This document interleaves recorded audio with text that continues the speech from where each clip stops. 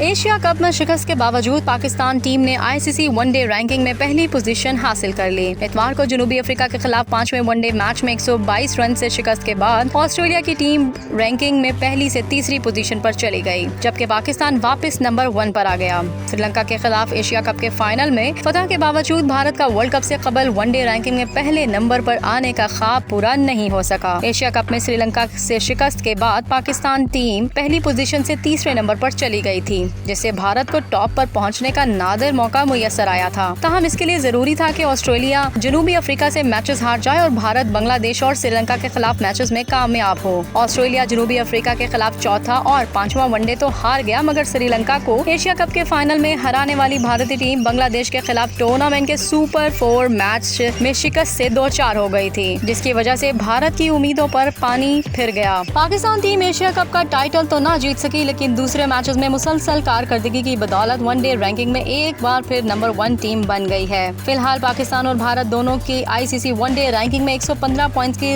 Rating है। ताहम Pakistan इशारिया points की बढ़तरी के साथ आगे है। ऑस्ट्रेलिया 113 पॉइंट्स के साथ तीसरी पोजीशन पर चला गया है। भारत और ऑस्ट्रेलिया 22 सितंबर से 3 मैचों की सीरीज में एक दूसरे से मद्दे मुकाबिल होंगे, जहां इन्हें दोबारा टॉप पोजीशन हासिल करने का मौका मिलेगा, जबकि पाकिस्तान वर्ल्ड कप से कबल कोई वनडे मैच नहीं खेलेगा। भारत और ऑस्ट्रेलिया का पहला मैच 22 सितंबर को मोहाली, दूसरा मैच 24 सितंबर को इंदौर और तीसरा मैच 27 सितंबर को बड़ौदा में खेला जाएगा।